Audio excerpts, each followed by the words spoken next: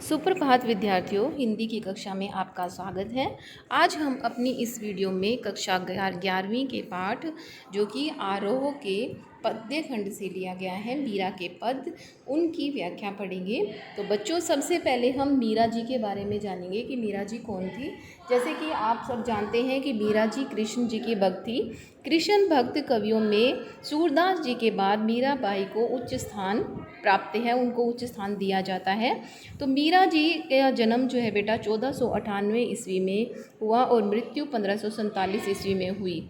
ये राठौर रतन सिंह की इकलौती पुत्री थी और बचपन से ही इनका ध्यान कृष्ण भक्ति की ओर लग गया था। इनका विवाह महाराणा सांगा के कुंवर भोज राजा से हुआ था, लेकिन दुर्भाग्यवश 8-10 वर्ष के बाद ही इनके पति की मृत्यु हो गई थी और इनके जो ससुराल पक्ष के लोग थे उन्हें इनका मंदिरों में जाकर साधु संतों की संगति में रहना अच्छा नहीं लगता था। तो मीरा ने कृष्ण को ही अपना पति मान लिया था और उन्हीं के विरह में वो अपने पद गाने लगी। तो उनके देवर के द्वारा उन्हें अनेक कष्ट दिए जाने पर भी मीरा अपने भक्ति मार्ग से नहीं हटी और वो कृष्ण का ध्यान हमेशा लगाए रहती थी। तो बेटा, मीरा जी कहते हैं अधिक पढ़ी लिखी नहीं थी, परंतु साधु संतों की संगति में रहने के कारण इनका अनुभव और ज्ञान इतना अधिक हो गया था कि ब्रज राजस्थानी मिश्रित लोक भाषा में इन्होंने अपनी रचनाएं लिखी। जैसे नरसिंह जी का मायराम, राग गोविंद और राग सोरठा, ये मीरा की प्रसिद्ध रचनाएं हैं। तो मीरा की भक्ति कांता भाव की माधुर्यपूर्ण भक्ति थी। इनके गीतों में भगवान के आत्मसमर्पण की भावना विद्यमान है और सामाजिक रूढ़ियों का विरोध करते होते हुए भी उनकी कविता में भारतीय इतिहास और संस्कृति की सुंदर झलक दिखाई देती है। तो बेटा, हम इसमें इनकी जो पद हैं उनकी व्याख्या पढ़ेंगे। मेरो तो गिरधर गोपाल दूसरो न कोई, जाके सिर मोर मुकुट मेरो पति सोई। तो मेरो तो गिरधर गोपाल, कवित्री मीराबाई जी कहती हैं कि भगवान कृष्ण को पति के रूप में मानकर उनके प्रति जो उनकी अनन्य भक्ति भावना है उसका वर्णन उन्होंने इस पद में किया है। तो कहती है मेरो तो गिरधर गोपाल की, मेरे तो श्री कृष्ण जो है भगवान, वो ही सभी कुछ है, वो ही मेरा सर्वस्व है, दूसरों न कोई, और उनके सिवाय मेरा किसी से कोई भी किसी प्रकार का कोई संबंध नहीं है। जाके सिर मोर मुकुट मेरो पति सोई, कहते हैं कि सिर पर मोर पंखों की मुकुट को धारण करने वाले श्री कृष्ण ही मेरे पति हैं। और छाड़ी दई कुल की कहानी, कुल की कहानी का अर्थ होता है बेटा कुल की मर्यादा। मैंने कुल की मर्यादा को छोड़कर उनको अपना लिया है। कहाँ करई कोई, चाहे कोई कुछ भी कहता रहे, लेकिन मैं उनको अपने पति परमेश्वर मान चुकी हूँ। संतन डिग बैठी बैठी लोक लाज खोई, कहती है कि मैंने जो है साधु संतों के पास बैठकर संसार की मर्यादा से ऊपर उठकर इसको अपना पति मान लिया है। किसको? श्री कृष्ण को। और उनको साधु संतों की संगति ही अच्छी लगने लगी है। असुवन जल सींची सींची प्रेम बेली बोई, कहती है कि मैंने आंसुओं के जल से सींच कर प्रेम रूपी बेल का जो बीज बोया है।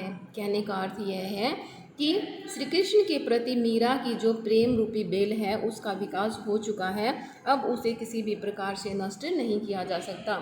अब ते बेली फैली गई, कहते हैं कि अब तो वो बेल इतनी फैल गई है कि वो बेल फैलकर इतनी बड़ी हो गई है कि उसमें आनंद रूपी फल भी लगने लग गए हैं। क्या लगने लग गए हैं बेटा? उसमें आनंद फल होई, आनंद रूपी फल लगने लगे हैं।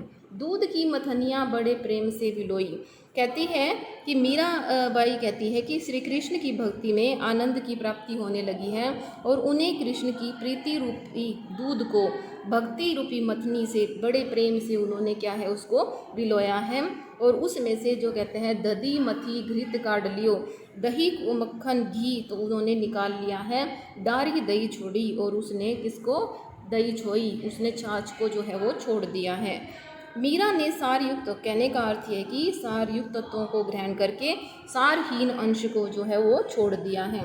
तो उन्होंने कहते हैं भक्त देखी राजी हुई, जगत देखी रोई। यानी श्री कृष्ण की भक्ति में उन्होंने अपना सब कुछ त्याग दिया है। वो प्रभु भक्त को देखकर तो प्रसन्न हो जाती हैं और जगत देखी रोई, लेकिन संसार को देखकर वो क्या करती हैं, रोती हैं। कहती हैं कि यह संसार कितना स्वार्थी हो गया है। दासी मीरा लाल गिरधर, दासी मीरा लाल गिरधर तारो अब मोही। कहते हैं कि मैं आपकी दासी हूँ, ठीक है, हे प्रभु, मुझे जो है इस मोह माया में लिप्त प्राणी जो लोग हैं उनकी दयनीय दशा को देखकर मुझे रोना आ रहा है। मैं तो आपकी दासी हूँ और मेरा जो है मेरे आप स्वामी हो और मेरा आप उद्धार कर दो। तो श्री कृष्ण से वो इसमें अपने उद्धार की प्रार्थना करती है। फिर बेटा है पग घुंघरू बांधे मीरा नाची। पग घुंघरू बांधे मीरा नाची का अर्थ है कि इसमें जो मीरा जी हैं वो कहती हैं कि मैं जो है श्री कृष्ण की भक्ति में इतनी लीन हो चुकी हूँ कि बाह्य आडंबरों को छोड़कर श्री कृष्ण की भक्ति में लीन हो जाने की अपनी भावना का वर्णन जो है उन्होंने इस पद में किया है। तो मीरा कहती है कि श्री कृष्ण की भक्ति में इतनी लीन हो गई है कि वो पाँव में घुंघरू बांध कर जो है वो मीरा अपने कृष्ण के सामने नाचने लगी है।